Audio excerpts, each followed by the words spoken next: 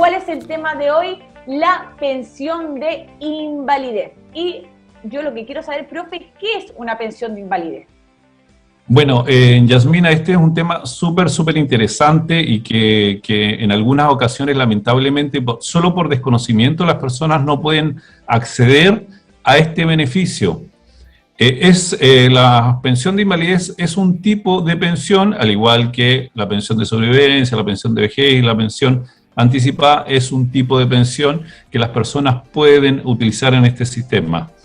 Y radica principalmente en poder determinar una ayuda a través de una pensión, ¿cierto? Un beneficio a través de una pensión para aquellas personas que, de acuerdo a cierta incapacidad laboral, que es determinada, ¿cierto?, por una institución determinada, no pueden ejercer su labor de manera normal. Por lo tanto, ellos perfectamente pueden, a través de este beneficio, cumpliendo con los requisitos, poder acceder a esta pensión.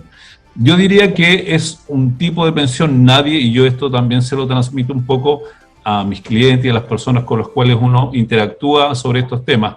No quisiese nadie estar enfermo, tener, ¿cierto?, una incapacidad laboral para poder desempeñarse, pero por otro lado, si uno lo visualiza, es el monto de pensión con el cual se puede acceder, es el monto mayor al cual se puede acceder porque nos puede cubrir en algunos términos, dependiendo del porcentaje de incapacidad, hasta el 70% del promedio de nuestra renta de los 10 últimos años. Entonces, no es menor el monto de pensión al cual se puede acceder, ¿ya? Y como repito, en algunos casos las personas lamentablemente por desconocimiento no acceden a este tipo de beneficios. Ya. Entonces, profe, pero hay diferentes tipos o diferentes formas de invalidez o porcentajes también con respecto Claro, exactamente, sí. Sí, bueno, ahí en el momento en que uno hace la solicitud, viene obviamente ahí una calificación y se determinan que pueden haber dos tipos de invalidez, una invalidez parcial y una invalidez total, y ahí hay porcentajes obviamente que determinan una u otra. En el caso de la invalidez parcial es el porcentaje de monto de incapacidad que va entre el 50% y menos del 66%. Y en el caso de una invalidez total, es mayor al porcentaje del 66%. Todas aquellas personas que vienen por sobre el 66% de incapacidad laboral tienen derecho a una pensión de invalidez total.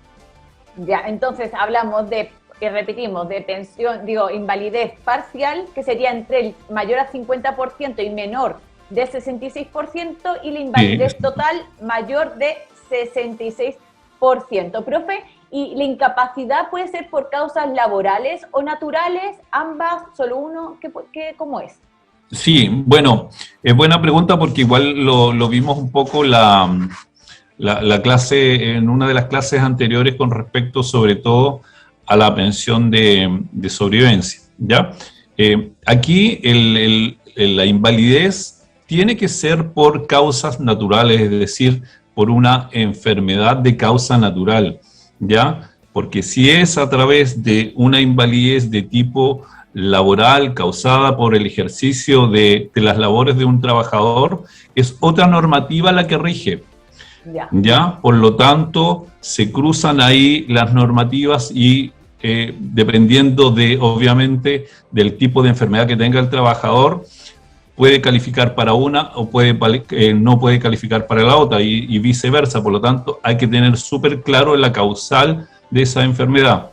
De hecho, al principio, cuando se hacían las solicitudes de pensión, dentro del cuestionario, las consultas que habitualmente los ejecutivos de la AFP le hacían a los trabajadores, era precisamente esto, es decir, preguntarles si efectivamente ese tipo de incapacidad que él tiene fue originada a través de un accidente laboral o una enfermedad profesional, por ejemplo, ¿ya? Entonces, bueno, uno dentro de la asesoría o la ayuda que presta a las personas en este tipo de situaciones, siempre es importante aclarar esa situación, porque no podríamos estar haciendo una solicitud de pensión de invalidez para la ley 3.500 que rige la ley de pensiones, causando o como causa una pensión, un una enfermedad de tipo laboral causada por algún tipo de enfermedad profesional, que se haya desarrollado, incluso que se haya calificado dentro del ítem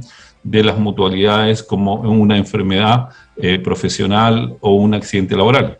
¿Ya? Por tanto, es súper importante aclarar eso antes de iniciar el trámite. Ya, entonces, por ejemplo, si uno está trabajando, tiene un accidente, tocamos madera, ojalá que no ocurra, pero se dan estas circunstancias, a lo mejor en el ámbito laboral, y te quedas incapacitado, a lo mejor de manera parcial. Con Exactamente. un 60%, eso no contaría porque es una incapacidad que se dio por una circunstancia laboral. Exactamente, sí. A veces en algunas circunstancias, y dependiendo de algunos rubros, ¿cierto? Hay personas que arrastran muchos años algún tipo de incapacidad relacionada con la actividad laboral que ellos realizan, ¿ya? Y después ya de mucho tiempo quieren hacer la presentación a través de una pensión, una solicitud de pensión de invalidez en el sistema de pensiones, y la verdad que no tiene cabida. Bueno, en algunas circunstancias los procesos un poco se inician, se hace la evaluación, pero el dictamen final probablemente determine que esa causal es producida a través de una enfermedad profesional, ¿ya? Y ahí finalmente se puede rechazar, ¿ya? Ya. Profe, y por ejemplo, ¿qué requisitos se deben tener para optar llevar a cabo una solicitud de pensión de invalidez? Bueno, lo más importante es estar afiliado al sistema, ¿ya? Ser afiliado, ¿cierto?, al sistema, estar afiliado en un FP, no estar pensionado, ¿ya? Y ser menor de 65 años. Recordemos que ahora, independientemente del sexo, si es hombre o mujer, el tope máximo es hasta los 65 años, ¿ya? Recordemos que ahí hubo una modificación con respecto a las mujeres, como las mujeres en términos legales se pueden pensionar a los 60 años, se amplió esa posibilidad hasta los 65 años de las mujeres para que precisamente ellas durante este tiempo también puedan ocupar esta posibilidad si tienen algún tipo de incapacidad laboral, ¿ya? Por lo tanto, igual es importante eso. Ahora, ojo ahí con las mujeres, porque cuando ellas cumplen la edad legal de los 60 años, tienen la facultad de manera voluntaria de dejar de cotizar, ¿ya? El 10% legal, ¿ya? Su cotización obligatoria. Por lo tanto, en esa eventualidad hay que tener ojo, porque si se deja de cotizar, dejamos de tener la cobertura del seguro de invalidez y sobrevivencia de acuerdo al tiempo que haya transcurrido, ¿cierto? Por lo tanto, podemos llegar a caer en algún tipo de incapacidad laboral y no estar cubierta. Así que ahí hay que tener ojo con esa decisión de parte de las mujeres, dejar de cotizar a los 60, ¿cierto?, que el beneficio se amplió hasta los 65 años para ella. Ya, perfecto. Y decía, profe, que para los hombres es 65 años, pero me refiero que es hasta ahí. Por ejemplo, si una persona decide que todavía no se quiere jubilar por X motivo, no vamos a dar a lo mejor la opción, pero que no se quiere jubilar, tiene 67 años, sigue sin jubilarse y de repente tiene algún problema, ¿no se podría jubilar por pensión de invalidez? No, tiene un tope hasta los 65 años, ¿ya? Asumiendo de que ahí en adelante la persona ya puede optar a su pensión definitiva. Ya, perfecto. Entonces es importante tanto lo que usted explicaba, profe, de las mujeres también como ese límite legal que se impone.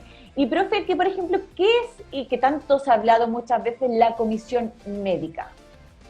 Bueno, la comisión médica es una institución que depende de la Superintendencia de Pensiones, que es precisamente la institución que califica este tipo de incapacidad laboral, ¿ya? Obviamente hay especialistas de todas las áreas que evalúan al trabajador en todo su ámbito.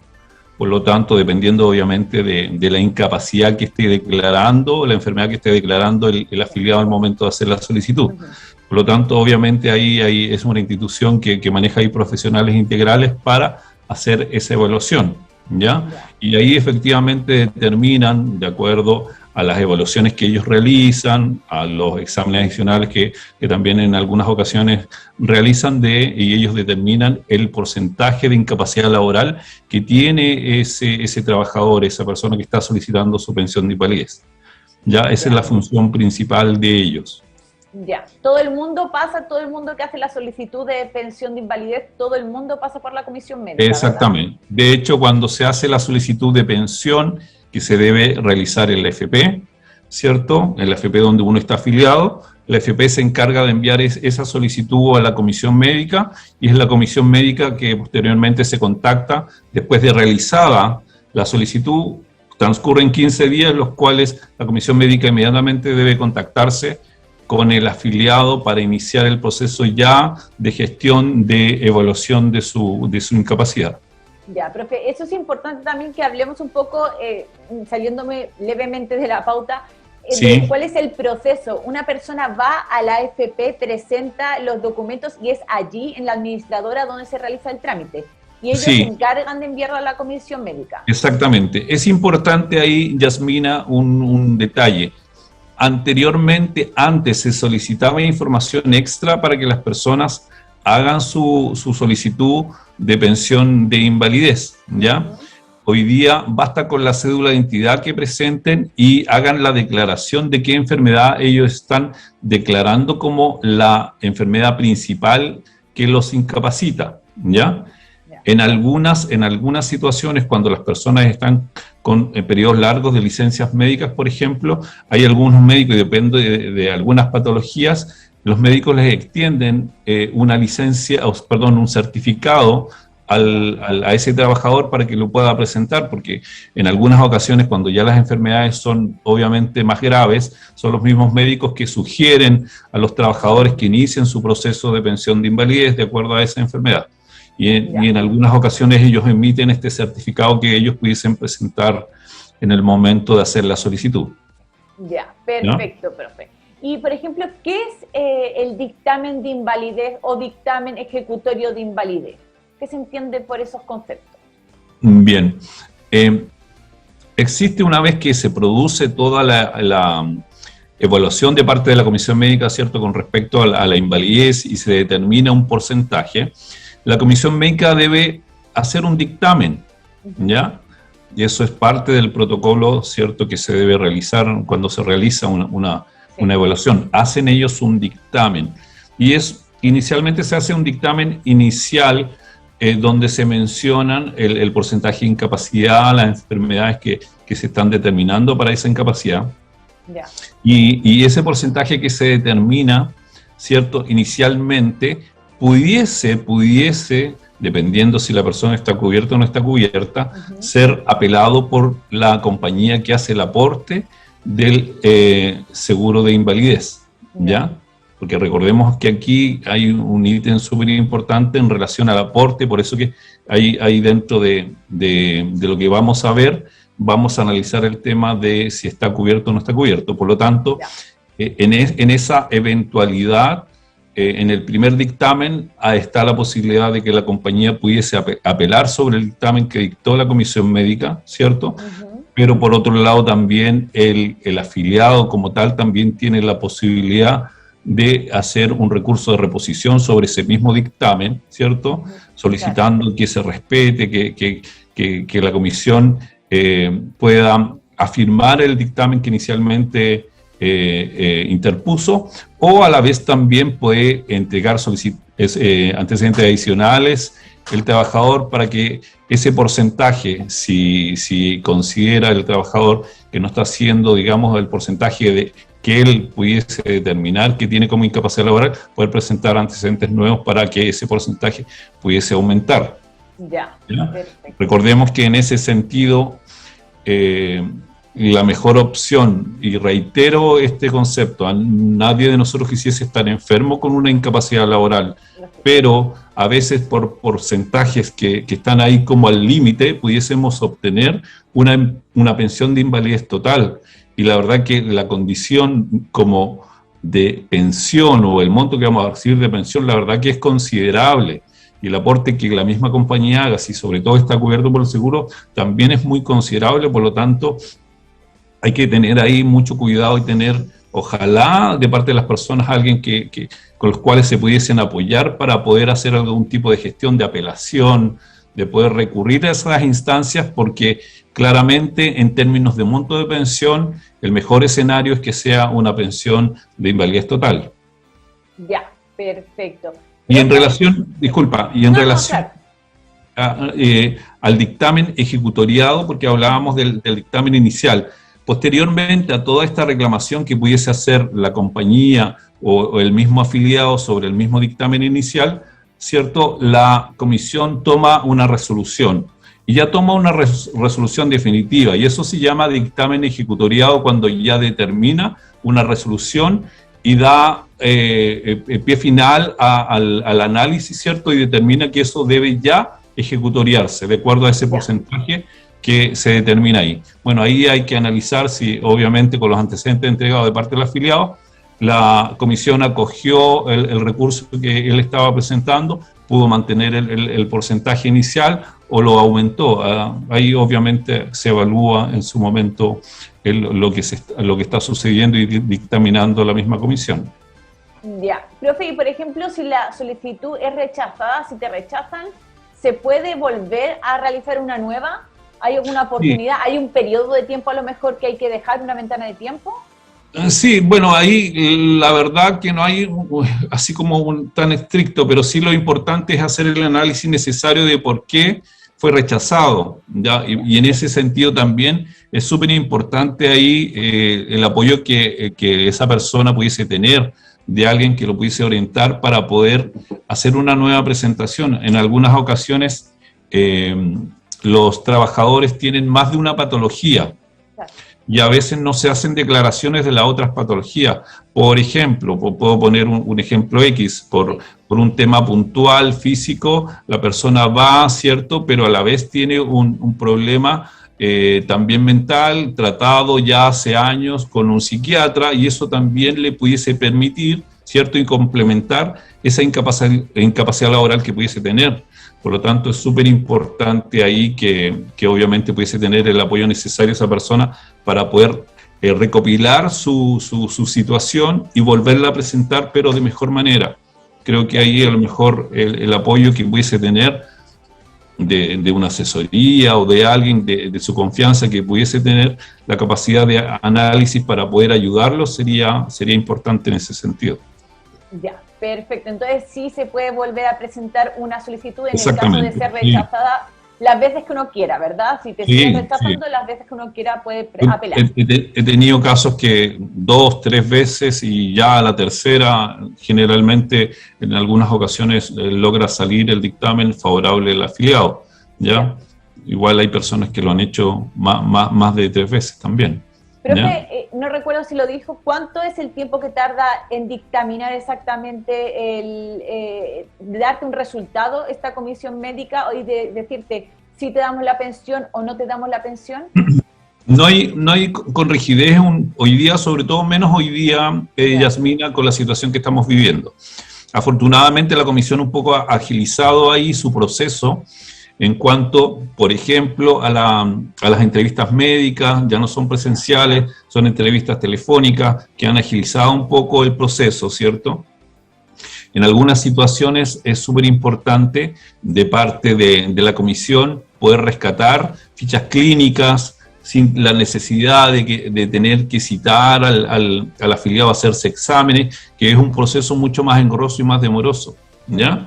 Yeah. En algunas ocasiones, mira, hemos tenido la fortuna de que algunos afiliados en 2 meses y medio ya está su proceso de pensión ya finalizado y dictaminado, pero en algunos otros casos lamentablemente se demora un poco más, 3 meses, 4 meses, ¿ya? No hay un plazo así como muy rígido lamentablemente, ¿ya? Y si en el caso, profe, que depende mucho de la contingencia, ya. Pero me refiero, no hay como tal por ley un 10 días, 15 días, no. Es más flexible el hecho de lo que se pueda tardar. Pero, profe, y por ejemplo, una vez que ya te otorgan la pensión de invalidez, te dicen que sí, ¿hay un periodo para que ya te la empiecen a pagar? ¿Hay aproximadamente? Sí, mira, ahí lo que sucede una vez que el dictamen ya se ejecuta, ¿cierto? Es decir, viene ya, de hecho llega una carta formal al afiliado con un timbre. Ese timbre es súper importante porque si lo comparamos, los documentos son muy similares al dictamen inicial, pero este dictamen ejecutoriado debe venir con el timbre de ejecutoriado y ese documento da pie para que el afiliado ya pueda presentar ese documento en el FP y ya se pueda finalizar el proceso o iniciar el proceso como tal de su pensión ahí, ¿ya? ¿Por qué motivo? Porque ahí con ese dictamen, y sobre todo si está cubierto, es presentado en la FP, ¿cierto? La FP inicia el proceso como tal de pensión ya definitivo, donde manda a la compañía de seguros la información para que pueda hacer el aporte si está cubierto por el seguro, y una vez hecho el aporte se emite el certificado de saldo y vienen los procesos muy similares a una pensión de vejez normal, por ejemplo, con los plazos. ¿Ya? Una vez llegada la solicitud el certificado de saldo con el aporte ya recibido de la compañía, se hace la solicitud de ofertas, y una vez hecha la solicitud de ofertas, se puede realizar ya la aceptación de esa oferta recibiendo el SCOM, ¿cierto? Los procesos son muy similares a una pensión de vejez, en ese sentido, al final del proceso. Ya, importante ahí también conocer los plazos más o menos y el proceso que se lleva a cabo, porque es desconocido para muchos, incluido por ejemplo para mí. Sí. Pero profe, y también es importante, y una pregunta que yo me había saltado de antes, ¿qué importancia tiene estar cubiertos por este seguro de invalidez y sobrevivencia? Y también aclarar de dónde viene este seguro de invalidez y sobrevivencia, de dónde nosotros lo estamos pagando o quién lo paga también. Exactamente, sí. Bueno, el seguro hoy día es de cargo del empleador, el SIS, el seguro de invalidez y sobrevivencia. Antiguamente lo pagábamos nosotros, hoy día lo paga el empleador. Y es súper importante este ítem, porque aquí un poco radica mucha diferencia con respecto a los montos percibidos de pensión futuros que vaya a tener esta persona pensionada bajo esta modalidad, ¿ya? Bajo este tipo de pensión. Es súper importante ahí que ojalá la persona esté cotizando, sea un cotizante, un trabajador, obviamente está cotizando y basta con que él esté trabajando para estar cubierto, porque recordemos que a pesar de que pudiese tener las cotizaciones impagas o declaradas, él, por el hecho de estar trabajando y tener esta relación laboral, tiene la cobertura. Ya no es ya responsabilidad de él si se pagó o no se pagó, está declarado. Ya no es responsabilidad del trabajador, sino del empleador, obviamente. Por lo tanto, él tiene su cobertura.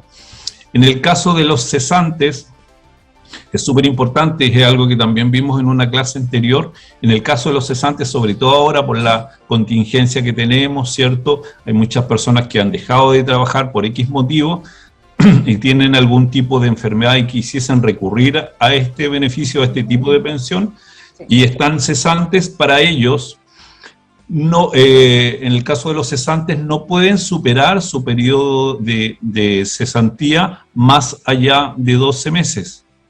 ¿Ya? No puede ser más de 12 meses. Ahora, si ese periodo es menor, obviamente a 12 meses, de ahí, del momento en que dejaron de ser cesantes, se cuentan 12 meses más, y dentro de esos 12 meses adicionales deben al menos haber tenido 6 meses cotizados. Independientemente del orden, no necesita que sea continuo. Pueden ser discontinuos los meses, pero como mínimo debe tener 6 meses cotizados. ¿Ya? Es decir, que el cesante, cumpliendo este requisito, también pudiese estar cubierto, que es una característica súper importante, la cobertura del seguro de invalidez, porque si le dictaminan efectivamente un tipo de invalidez total, hay un aporte no menor de parte de la compañía hacia la cuenta.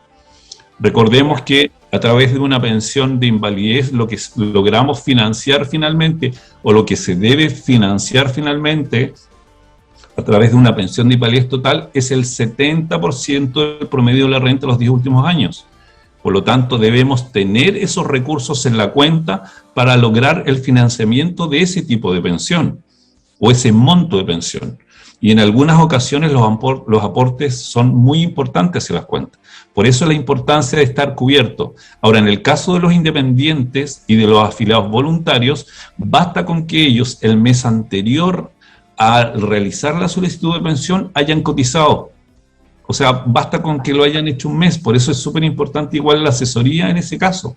Que las personas, lamentablemente, a mí me ha tocado gente que ha hecho su solicitud siendo independiente sin haber cotizado. Y pierde, pero enormemente, este aporte, sobre todo con pensiones de invalidez total, pierde un aporte súper importante hacia su cuenta. ¿Ya? Profe, por ejemplo, si en el caso de una persona que a lo mejor no se está viendo, está cesante, y se quiere a lo mejor imponer de manera voluntaria el poner ahí las luquitas ahí en... Sí, como independiente o como voluntario lo puede hacer. Claro, eso podría, aunque estuviera cesante y a lo mejor en búsqueda de trabajo, lo podría hacer para conservar este seguro. Sí, efectivamente. Ahora, lo que sí hay que visualizar ahí, a lo mejor en Yasmina, es que si la persona puede, qué sé yo, determinar, de acuerdo a la incapacidad que él sienta que tiene, ¿cierto? Que con este tipo de pensión le pueda ir bien, antes de iniciar el trámite, que el mes anterior cotice como independiente voluntario, si es lo que le pide el sistema, si aquí está claro, aquí no le estamos haciendo trampa al sistema, si el sistema aquí nos dice con que basta con que el afiliado independiente o voluntario tenga el mes anterior cotizado. Ya. Por lo tanto, antes de hacer el trámite, ahí en ese caso bastaría con que ese tipo de trabajador cotice como independiente voluntario y estaría cubierto. Ya, perfecto. Mire, profe, ya hemos acabado ahí con las preguntas que yo tenía ahí previstas y pendientes, pero también ahí la comunidad se pronuncia y hace preguntas al respecto del tema de hoy. Y, por ejemplo, dice Mirta Reynoso desde Facebook, dice, profe, si no tengo dinero en la AFP por los retiros del 10%, ¿igual me puedo pensionar por invalidez, el no tener saldo en la cuenta? Hay buena pregunta esa, porque es muy contingente en relación a lo que hoy día estamos viviendo. Efectivamente, hay gente que ha quedado sin cotizaciones en su cuenta, ¿ya? Ahora, en términos estrictos, ya no habiendo algo concreto, yo un poco revisando la normativa, ¿cierto?, con respecto a este tema, no viendo algo concreto al respecto, el sistema nos pide estar cubiertos por el seguro en relación a las cotizaciones enteradas, pagadas, ¿ya? Claro. No nos habla de saldo en la cuenta, no nos habla de que debemos tener un saldo X en la cuenta, nos habla de cotizaciones, ¿ya? En ese sentido, para la persona cesante, bastaría con cumplir con este requisito que yo te mencionaba, de que no puede ser cesante más allá de 12 meses, ¿cierto?, y tener esta cotización después de 12 meses adicionales, tener estos 6 meses cotizados, ¿ya? El caso de un trabajador que haya retirado el 100% pero que a la vez trabaja, probablemente esa persona ya tiene un pequeño saldo en su cuenta producto de esta nueva cotización. Por lo tanto, no es requisito en ningún lado que debemos tener un saldo X en la cuenta, un monto X en la cuenta para poder acceder al beneficio. ¿Ya? Importante la respuesta para este miembro de la comunidad, para Mirta, le mandamos un saludo que nos estaba preguntando. También hay otra pregunta que dice, profe Carlos Saavedra, ¿qué rol o qué papel juegan las ISAPRES en este trámite? Si juegan algún rol la ISAPRE. Bueno, el rol de la ISAPRE inicialmente es que generalmente cuando un trabajador, un afiliado está con licencia médica, debe seguir pagando puede seguir pagando las licencias médicas hasta que dure el trámite de pensión ya definitivo, es decir, cuando la pensión de vejez la pensión de invalidez es ejecutoriada, ¿cierto? Y llega esta ejecución de la invalidez, la ISAPRE en este caso debe seguir pagando las licencias médicas si eventualmente, obviamente, la persona está con licencia médica, que no es un requisito, no es necesario que la persona esté con licencia médica. Sí es importante que se haga la mención producto precisamente del devengamiento de la pensión. ¿A qué me refiero con el devengamiento? Que es a partir de cuando se paga la pensión. Porque para una persona que no está con licencia médica, la pensión se paga del momento en que se hace la solicitud de la pensión. Pero para aquella persona que está con licencia médica, ¿cierto?, a través de su ISAPRE o FONASA, ¿cierto?, se paga del momento en que termina su última licencia médica pagada, ¿ya? Por lo tanto, ahí, obviamente, ese tipo de instituciones cobra esa relevancia si efectivamente la persona pudiese estar o no con licencia médica. Ya, profe, mira, para terminar, porque también después vamos a dar el correo por si tienen alguna otra duda para que nos lo envíen, pero dice, por ejemplo, Vanessa Panta, mi padre está en trámite de jubilación, tiene 64 años y hace 3 años sufrió un accidente cerebrovascular. ¿Puede aún hacer válido esa pensión de invalidez más la jubilación? Gracias. A ver, es una o la otra, no podemos, digamos, jubilarnos o iniciar el trámite como una pensión, porque si él tiene 64 años, seguramente está haciendo una pensión de invalidez, o sea, perdón, una pensión de vejez anticipada, ¿ya? Ahora, habría que evaluar ahí si él ya concretó esa pensión, yo siempre digo, y lo dije ahora hace poco en el programa, nadie quiere estar enfermo y determinar un tipo de incapacidad laboral, pero de acuerdo a los montos de pensión a través de una pensión de invalidez son mucho mejores, ¿ya?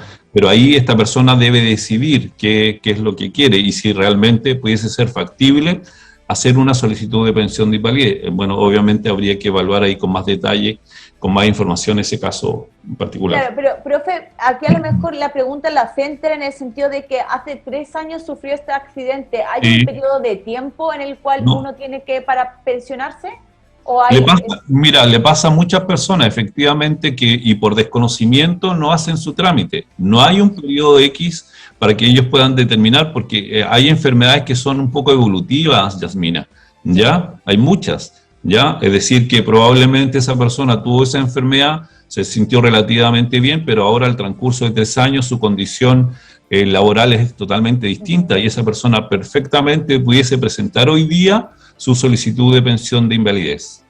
Ya, perfecto. Y para ir acabando, la última pregunta que me acaba de llegar, que me la mandaron el equipo ahí que está detrás de las cámaras, dice Pau Barry, dice, profe, entonces ya no sirve, no tiene ningún sentido que me imponga porque llevo 15 meses cesante. Si tiene 15 meses cesantes, él se está imponiendo seguramente como hoy día como trabajador independiente, ¿ya? Había que aclarar ahí el concepto, porque él puede estar cesante y no cotizando, ¿ya? Claro. Puede ser un trabajador calificado como cesante hoy día, producto de que no está cotizando ni como independiente ni como voluntario, por lo tanto habría que evaluar bajo el concepto de cesante si tiene el requisito. Si no es así, en su caso, de acuerdo a lo que tú me planteas, porque señor según lo que explica, claro, lo que explica Pau dice que ya no sirve que me imponga, entonces doy por hecho que a lo mejor cree que por los 15 meses que ya cesante, ya no tendría sentido que a lo mejor ella se imponga de manera voluntaria, pero como hemos dicho, no tiene que ver mientras que se imponga un mes antes. Claro, efectivamente, para el caso, si esa persona considera que pudiese presentar una solicitud de pensión de invalidez, bastaría con que presente el mes anterior, cotice el mes anterior como un trabajador independiente o voluntario, y tendría la cobertura.